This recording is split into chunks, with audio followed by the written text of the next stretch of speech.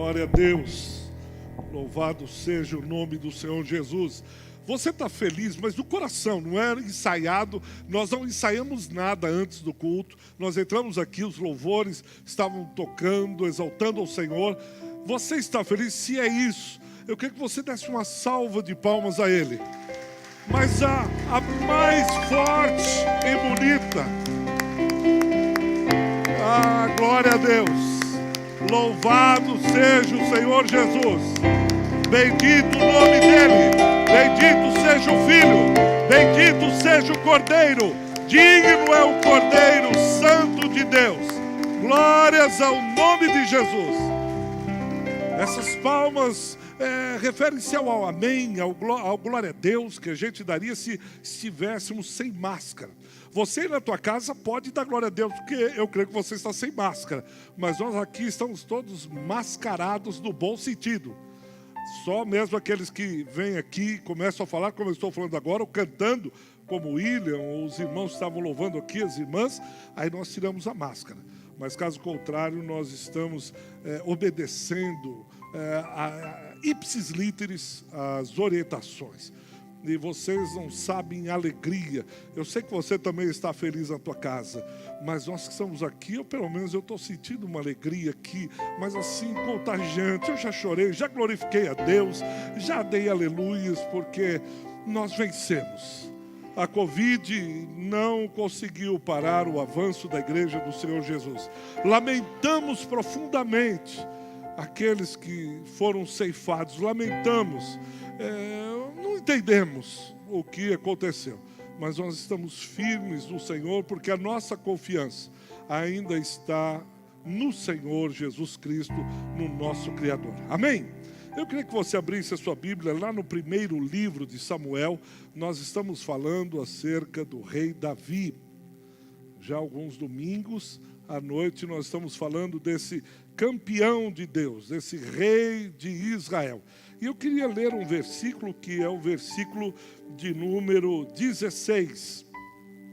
Saul está passando por uma enfermidade, um espírito da parte do Senhor, enviado por Deus para atormentá-lo, porque ele tem se desviado dos caminhos do Senhor.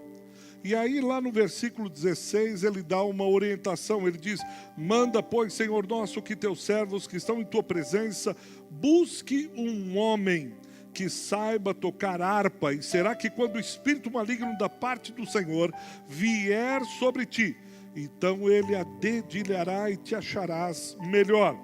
Disse Saul aos seus servos: buscai-me, pois, um homem que saiba tocar bem, trazei-mo. Então respondeu um dos seus moços e disse: conheço um filho de Jessé, o belemita, que sabe tocar e é forte, valente, homem de guerra, sisudo em palavras e de boa aparência, e o Senhor é com ele. Saul enviou mensageiros a Jessé, dizendo: envia-me a Davi, teu filho, o que está com as ovelhas. Versículo 18, um homem que sabe tocar. Todos aqui devem conhecer um livro também, se não ler o livro, assistir um filme de um investigador inglês chamado Sherlock Holmes. E o seu escudeiro, o seu moço, chamado John Watson. E o autor, que era o Sir Conan, ele fez esse livro propositadamente para fazer a diferença entre Sherlock Holmes e John Watson. E numa das conversas deles, é interessante que o Sherlock Holmes está falando assim: olha, você precisa ser mais observador.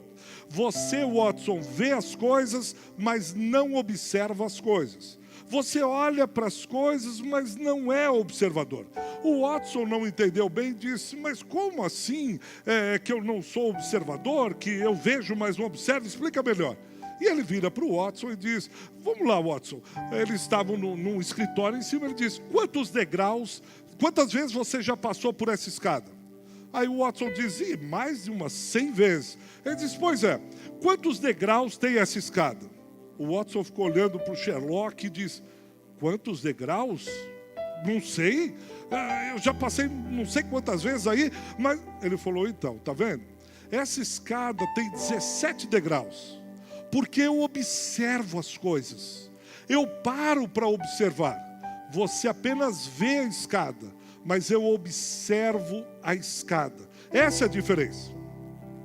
E muitas vezes nós somos, apenas vemos a vida passar, mas não observamos a vida.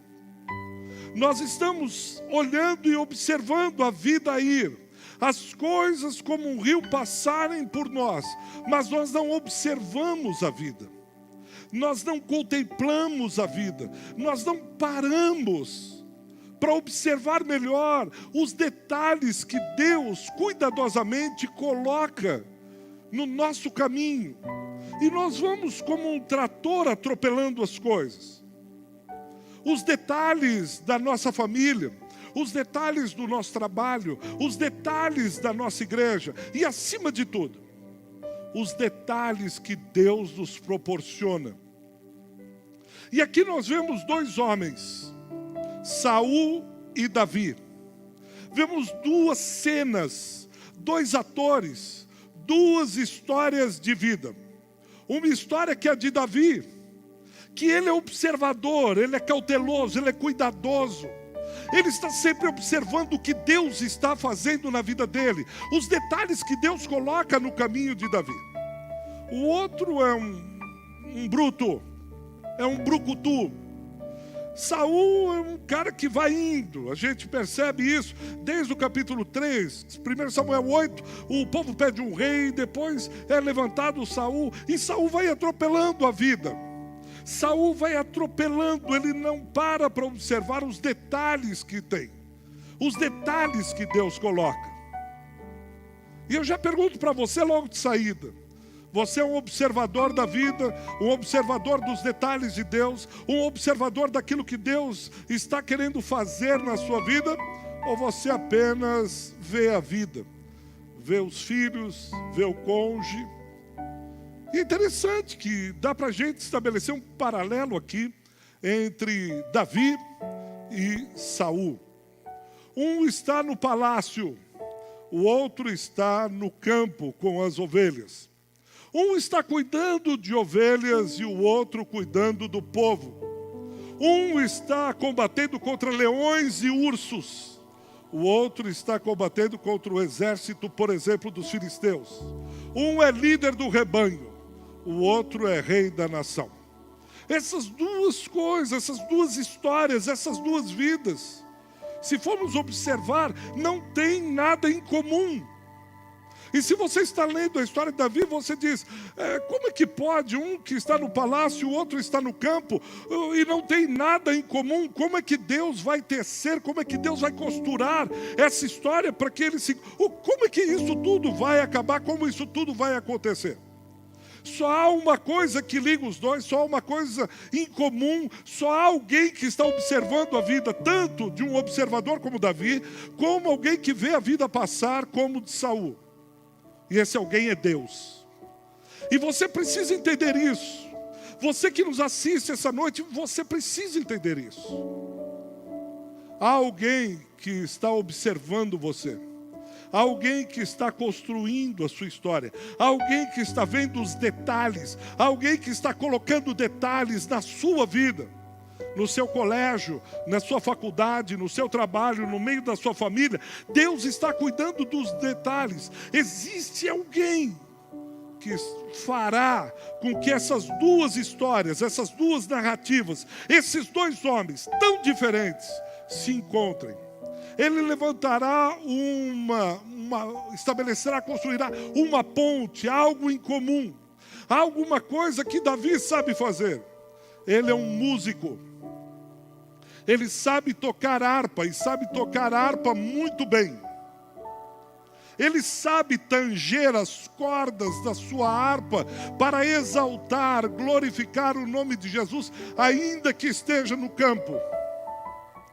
Há alguma coisa em você que por muitas vezes você só vê a vida, deixa ela passar, a vida me leva, leva eu. E você não consegue ver os detalhes, mas Deus está olhando, Deus está ouvindo alguém que toca a harpa no meio das ovelhas, no meio do mato. Tem alguém que está tocando harpa quando ninguém vê a não ser Deus. E Deus usará isso. Deus usará esse talento de Davi. Deus usará a música para que promova um encontro com o rei. Você poderia estar pensando, Deus teria que enriquecer Davi, Deus deveria ter feito coisas na vida de Davi. Um detalhe, uma harpa. Mas Deus poderia fazer com Davi isso, aquilo, outro. Um detalhe, uma harpa. Olha para mim, deixa eu te fazer uma pergunta.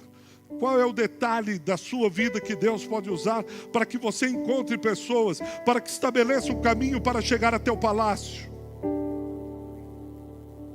Se você é um observador da vida, às vezes um detalhe, como foi um detalhe na vida de Davi, uma harpa, um instrumento, Deus usou porque Saul está com problemas. Mesmo sendo rei, Saul está com um tormento, uma esquizofrenia, ataque de ira. E alguém disse assim, eu conheço um moço. Ele está lá nas ovelhas. E provavelmente esse moço também era um observador. Porque eu creio que muitos passaram pela vida de Davi, mas só passaram, não pararam para ouvir a música que ele tocava. Não pararam para observar a graça que tinha naquele menino ruivo, de olhos grandes, valente. Ninguém parou, mas um moço da casa de Saul parou e disse, que música é essa? Que graça quando esse ruivinho toca. Que coisa bonita.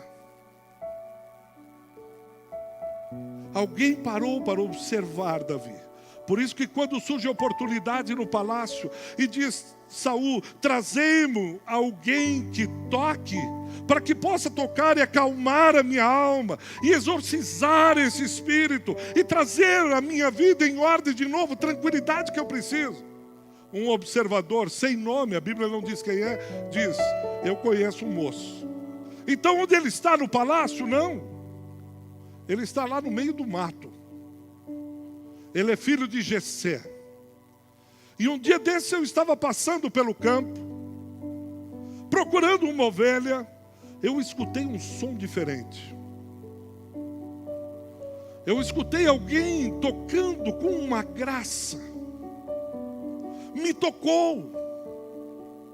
Será que as pessoas podem ver em você, aqueles que observam a vida, não que veem a vida passar, e olham para você e acham graça naquilo que você faz? Será que você tem alguma coisa que você ainda não descobriu, mas aquele que tudo vê, aquele que tem os seus olhos passeando por sobre a terra e enxerga e observa a sua vida, tem cuidado por você, olha e diz assim, tem alguma coisa aí. E no versículo 18 que nós lemos diz, tem alguém que sabe tocar. Eu conheço um, ele é filho de Jessé. Que moço atento, que moço observador. Mas espera aí, calma, se a gente parasse assim, seria até que ficaria fácil a coisa. Foi lá, ele tocou bem, como o próprio moço admitiu, Davi tocou, etc. Ele foi para o palácio, Deus usou a música para levar até o palácio, acabou a história da bênção apostólica e vamos embora. Não, você precisa saber um pouco mais da história. E por que você precisa saber um pouco mais da história? Porque existem algumas perguntas aí que você precisa fazer, que eu preciso fazer. Como é que Davi aprendeu a tocar tão bem? Isso não está no texto. Isso a gente não pergunta. A gente poderia caminhar aqui com a palavra, mas com quem Davi aprendeu a tocar? Onde Davi aprendeu a tocar sozinho ou ele teve professor? Alguém parou para ensiná-lo? Quantas horas por dia Davi estudava, treinava, os arpejos, os acordes? Com quem ele estudou onde? Com quem ele adquiriu o seu primeiro instrumento? Qual foi a primeira harpa? São perguntas que só os observadores da vida fazem. E sabe por que é importante fazer essas perguntas? Eu te digo. Porque eu e você somos homens e mulheres dos tempos modernos. Nós olhamos o resultado, a coisa pronta. Conversando uma vez com um norte-americano, ele diz: o que importa são os resultados. Não interessa o que você faz ou como você faz. Eu quero resultados. Eu quero o produto pronto. Eu e você vamos nas lojas e compramos o produto pronto. Nós perdemos a sensibilidade da construção das coisas. Eu e você não sabemos mais os processos. Eu e você vemos esse piano, vemos uma guitarra, uma cadeira. Você nem eu temos a menor ideia como isso foi feito. Você está olhando aí para o seu celular, ou para o seu iPad, ou para o seu computador, mas você não tem a menor ideia de como foi feito, de como foi, chegou até aí o resultado. Mas Deus está interessado nos processos. Deus está interessado na jornada. Deus olha os detalhes do caminho. Ele não pega só o resultado pronto. Deus está trabalhando nos processos da sua vida. Deus usa os processos, os percalços, as adversidades, as coisas difíceis pelas quais você está passando. Aquelas coisas que você olha e diz: por que Deus? Por que isso está acontecendo? Mas Deus está utilizando todo esse processo, toda essa adversidade, todo esse caminho, a fim de moldar você, a fim de estruturar, polir o teu caráter, para que você possa morar na mansão celestial, para que você possa chegar aos palácios que Deus tem reservado a você. A única coisa que Davi precisava ser era fiel naquilo que ele fazia. Para tocar bem, Davi deve ter estudado muito, parado, freado o motor da vida e começou. Ele errou o primeiro acorde, ele desafinou. Eu não sei se você alguma vez já tentou aprender violão, mas você começa a tocar violão e você vai todo empolgado, mas depois de você treinar muito, começam a surgir os calos, as pontas dos dedos começam a doer. E nessa fase muitos desistem e dizem: ah, mãe, dói muito, ainda mais se ele for aprender em corda de aço. Aí ele vai fazer a pestana e ele: ai, essa pestana é ruim de fazer. Ele vai tocar, vai trem. Ele vai aprender o piano, você tem que abrir os dedos. Mas como eu toco com as duas mãos, e ainda o pedal, você descalma o pedal depois. E ele vai bater. E a empolgação dele chega a 1 mês, no máximo 2. E ele diz: acho que eu não tenho dom, mãe. Mas eu te comprei o violão, eu comprei o piano, eu paguei o professor e você foi. Ah, mas nós somos assim na vida. Todos aqueles que passam pela vida, mas não param para observar, eles são assim. E eu quero pelo menos destacar 4 processos que certamente foram obedecidos por Davi e serviu de treinamento. Eu preciso que você guarde isso. A primeira coisa foi o silêncio. Davi estava lá no meio do mato, lá no meio do rebanho, no silêncio, na quietude. Deus estava trabalhando no caráter do futuro rei de Israel. E naquele silêncio, ele aprendia a ouvir a voz de Deus. Deus usa o silêncio que Davi está passando, para que através desse aprendizado, ele pudesse aprender a reinar. Foi assim com Moisés por 40 anos no deserto. Foi assim com o apóstolo Paulo, 3 anos nos desertos da Arábia. Muitas vezes o silêncio não é silêncio de solidão, mas de solitude. É o silêncio que você precisa ter com Deus. É o silêncio, a quietude, a solitude, o parar para observar o que Deus tem para você. Mas muitas vezes nós passamos pela vida e atropelamos os processos, atropelamos o silêncio e queremos bagunça, queremos alguém falando, queremos agitação do trabalho, agitação disso. E Deus diz, você precisa silenciar. Eu preciso levar você ao deserto, ao campo, ao quarto, sozinho, porque eu quero falar ao teu coração. O silêncio não é para a morte, para a tristeza, para a depressão. Aproveite o silêncio, como eu creio que Davi estava aproveitando, para que Deus pudesse falar ao seu coração e o treinasse, para que ele assumisse o trono de Israel e fosse um homem segundo o coração de Deus. Mas segundo o anonimato, Davi não estava na FM Gospel. As fotos dele não estavam no Instagram, não estavam no Facebook. Ele não fazia sua autopromoção, porque ele esperava o tempo de Deus, o processo de Deus na vida dele. E eu creio que se nunca chegasse o tempo que ele esperava por ilusões do seu próprio coração, sonhos doentes da sua cabeça, e ele quisesse atropelar o processo e assumir o trono antes do tempo, ele cairia antes do tempo. Mas ele se guarda no anonimato. Eu e você temos muito problema com isso, com o anonimato, de fazer as coisas, esperar o tempo de Deus. Mas foi no anonimato que Deus estava preparando o caráter de Davi para que ele pudesse assumir o trono. Foi no anonimato que Davi aprendeu a reinar. Foi no silêncio que Davi aprendeu a reinar. Os irmãos lembram que uma das guerras, quando sai Saul e Davi, ao voltar as mulheres dizem, Saul matou os seus milhares, mas Davi matou os seus 10 milhares. Aquilo entra no coração de Saul. Ele disse, hoje essas mulheres estão cantando isso, amanhã esse moço toma o meu reino, eu preciso cortá-lo. E aí o coração de Saul se dispõe contra o seu moço, o futuro rei Davi. No anonimato e no silêncio, nós aprendemos a reinar. No anonimato e no silêncio, Deus prepara o nosso coração para assumir responsabilidades.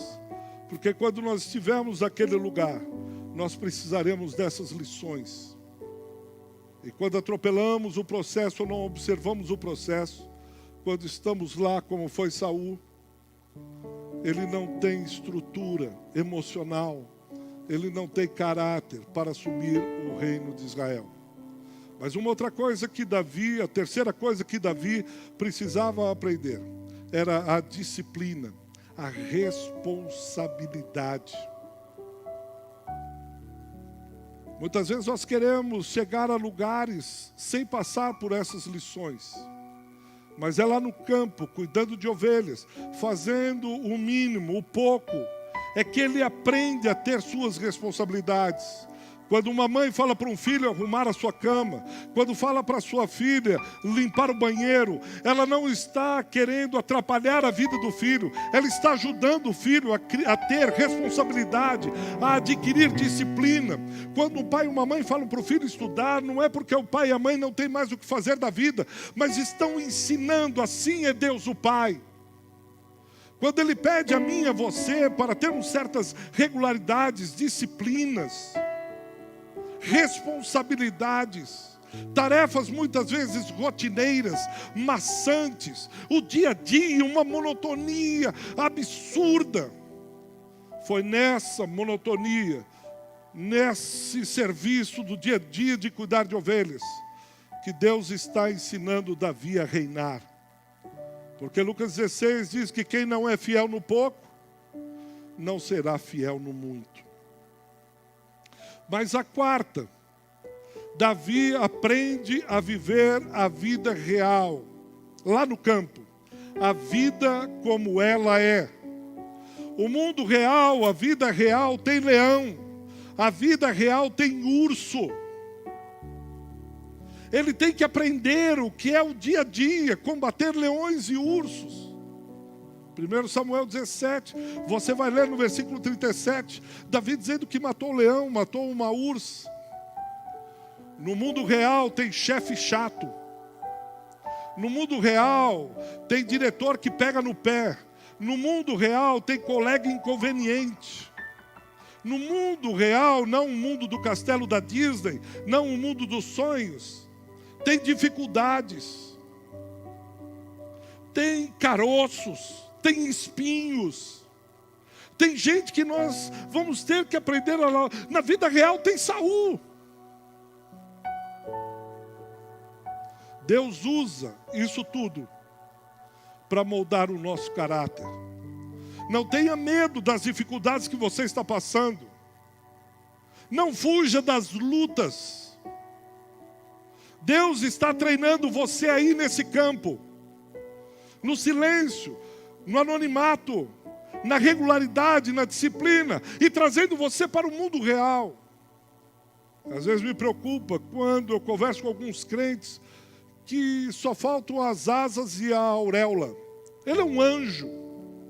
Tudo ele espiritualiza, tudo ele vai para o mundo irreal, tudo ele vai para o mundo mágico, tudo ele vai para os encantos. E quando vem as dificuldades do dia a dia, as dificuldades do mundo real, ele se perde. Deus permite essas dificuldades porque Ele está treinando você. O mundo real tem louça para ser lavada. Ah não, pastor, tem. Depois do almoço a louça fica suja. E alguém tem que lavar, principalmente agora que nós estamos ficando em casa. É um rodízio, todo mundo lava a louça. Mas nunca me falaram que... nunca falou, você achou que a louça era como a feiticeira ou o mágico, que ela se autolavava? Mundo real você tem que ir no mercado mesmo. Mas Deus não manda os anjos para ir no mercado para a gente? Porque senão, como que eu vou pegar Covid? Por que Deus não manda os anjos para me servirem? Como diz o Salmo. O mundo real, você vai ter que pôr máscara, passar álcool, e vai ter que ir no mercado, vai ter que lavar louça, lavar banheiro. Você vai ter que estudar. Eu creio que isso tudo Davi estava passando. São nessas pequenas tarefas. É no anonimato. São nas rotinas invisíveis e maçantes. É que Deus está preparando o nosso caráter para reinarmos com Ele. Para levar você àqueles lugares. Deus está resgatando aquelas coisas pequenas que Ele está dando, o que Ele deu para você. E você precisa, no silêncio, no anonimato, na quietude, verificar, Deus, o que é. Davi é chamado quando ele está servindo ao seu pai. E depois ele vai descobrindo todos os dons que ele tem. Ele toca bem. Por quê? Porque ele aprendeu. Ele disse, eu não vou descansar enquanto eu não aprender a tocar essa harpa. Porque eu quero louvar e exaltar o meu Deus. Mas Davi, você também é guerreiro, porque lá na frente ele se mostra como um brilhante guerreiro. Aleluia, glória a Deus, porque ele disse, então agora é a guerra. Eu vou me colocar de todo o coração na guerra. Davi, mas você no capítulo 17 vai ter que enfrentar um gigante. O que é que ele tem? Ninguém nem percebe. Tanto que Saul quer dar o que para ele? A couraça, a espada, o escudo, o capacete. E diz, não. Deus me treinou lá no campo. O que é que ele tem? Para derrubar Golias, o que é que ele tem? Uma funda. Um instrumento de atirar pedras. Quando eu estava meditando sobre esse texto, eu fiquei pensando. Quantas pessoas aqui, quantas pessoas que estão nos assistindo, que têm fundas. Deus está treinando você com fundas. Os homens estão treinando com diplomas, com escudos, com couraças e capacetes. E Deus está dizendo, mas você, eu vou usar você num detalhe, numa funda. Eu fico imaginando quantas fundas nós temos aqui hoje. Detalhe que você nunca parou para pensar, mas espera porque Deus vai usar. Eu estava no Amazonas e fui lá para uma periferia ajudar um pastor a construir uma igreja, toda de madeira, porque não tinha dinheiro para construir a igreja. E eu lembro ele estava fazendo o telhado, e nós ficávamos lá, depois nós almoçávamos. E eu lembro que eu falei de um relógio e tal, e ele me disse uma frase que ficou na minha cabeça, nunca mais eu me esqueci. Ele disse: Ricardo, Deus vai usar tudo aquilo que você tem para a glória de Deus. Deus não vai dar nada a você para ficar ali jogado, etc. E eu estava com o relógio e disse: pastor, sabe como é meninão, né? Adora ver um pastor e ficar perguntando, questionando. A coisa mais deliciosa do mundo é ser jovem para tentar pegar o pastor. Fazer perguntas para deixar o... E eu, na hora, olhei o relógio e disse: pastor, esse relógio, o senhor acha que Deus queria que eu comprasse, eu ganhasse? Ele falou: Deus vai usar. E aí lá um tempo eu fui fazer levantar cedo de madrugada para orar. Adivinha do que eu precisei? Aí eu olhei para o relógio e disse: não é que aquele pastor tem razão? Deus permite coisas na sua vida. Deus deu coisas a você para usar. Eu fico vendo alguns jovens lutadores de jiu-jitsu. E aí eles colocam na igreja um tatame. E começam a ensinar jiu-jitsu. Aquilo que eles utilizavam só como mero esporte ou de competição, de repente eles estão evangelizando através do jiu-jitsu. Deus usa jiu-jitsu? Usa. Karatê, Ele usa. Você vai aí nos lugares, tem muitas igrejas resgatando jovens das drogas, jovens de roubo, através do jiu-jitsu. O que é que você tem aí? O que é que Deus está treinando você? Eu conheci uma irmã que usava o inglês. Ela aprendeu com facilidade o inglês. Ela começou a dar aulas de inglês através da Bíblia. E ela ensinando, cobrava baratinho, às vezes não tinha condições, era gratuito. E aí vinha elas, olha, só que e dava músicas, louvores em inglês. A palavra ela mandava, ele lia, ele não estava percebendo. Mas ela estava evangelizando, porque Deus deu aquele talento, não para ela ficar rica. Deus deu aquele talento para ela usar. Deu para Davi a funda, deu para Davi a harpa. Deu para você o quê, meu irmão? O que Ele deu para você, minha irmã? Você precisa parar para ver os detalhes. E às vezes nós ficamos olhando as coisas grandes e esquecemos dos detalhes. Diz que tinha um jovem cristão, ele estava andando por uma vielinha e de repente 2 assaltantes surgiram. E ele rapidamente se desvencilhou e correu. E os assaltantes vieram atrás dele e ele correndo, aí ele viu um espacinho assim, meio que num mato, uma trilha. Ele entrou na trilha, só que não tinha mais para onde ele correr. E ele ficou meio que escondidinho aqui, e só tinha uma passagem. E ele começou a orar: Deus, envia agora 2 anjos para se colocarem na porta dessa entradinha, para que os ladrões não me encontrem e não me matem. E ele orou e nada. Ele diz: Deus, se o Senhor não quiser enviar os anjos fortes, pelo menos que eles façam um muro então, depois eles podem ir embora, mas construam aqui um muro espiritual, para que não possam entrar esses ladrões e me pegarem. E ele viu, e a única coisa que ele via era uma aranha, uma pequena aranha que foi construindo a sua teia. Enquanto ele estava orando, clamando, no reteté, e sapateando para cá e para lá, e ele via: Deus, o que essa aranha está fazendo? Deus não enviou 2 anjos fortes. Deus não enviou ninguém para construir um muro. Mas quando os ladrões chegaram, disse: olha, é provável que ele entrou por essa trilha. Quando ele foi entrar, o outro disse: não, aí ele não foi, ainda tem teia de aranha, aí ninguém passou. E aí foram embora, nunca mais o acharam. Num detalhe, ele estava esperando anjos fortes, estava esperando o muro espiritual, e Deus estava olhando o livramento através de uma pequena aranha que estava fazendo a sua teia na entrada. Deus é o Deus dos detalhes. Enquanto a harpa era um instrumento na mão de Davi, Davi era um instrumento na mão de Deus.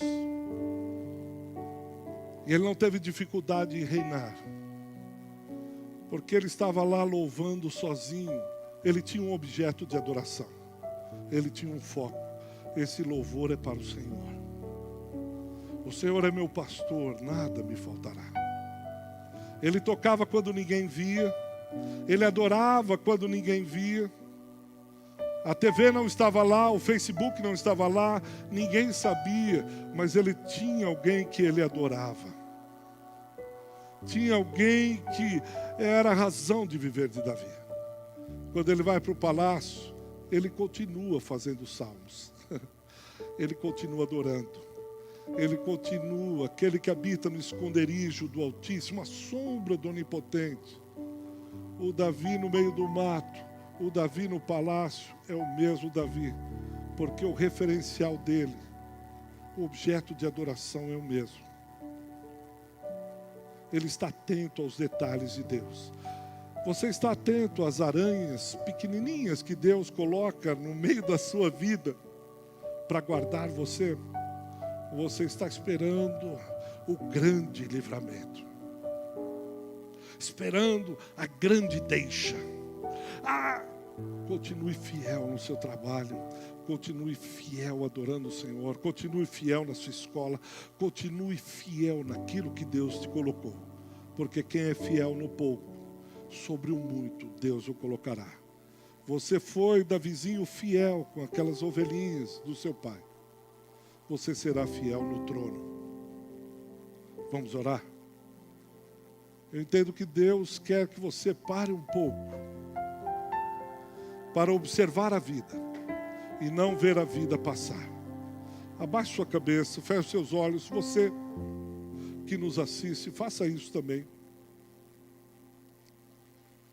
Comece a observar os detalhes. Seja fiel. Hoje que você está sofrendo, para ser fiel à adoração, aquela harpinha, amanhã Deus te levará ao palácio. Pai, nós oramos agradecidos, porque o Senhor tem cuidado de nós. O Senhor tem sido fiel. Ajuda-nos a sermos observadores. Os detalhes que o Senhor tem colocado na nossa vida, os detalhes que o Senhor tem feito e que muitas vezes, como brutos, nós passamos por cima e não damos valor aos detalhes. Quanta coisa, quanto livramento que o Senhor nos deu e que nós simplesmente passamos. Quantas escadas subimos e descemos sem contar os degraus. Ajuda-nos a ver os livramentos do Senhor nos detalhes. Ajuda-nos a sermos fiéis no anonimato. Ajuda-nos, em nome de Jesus. Amém.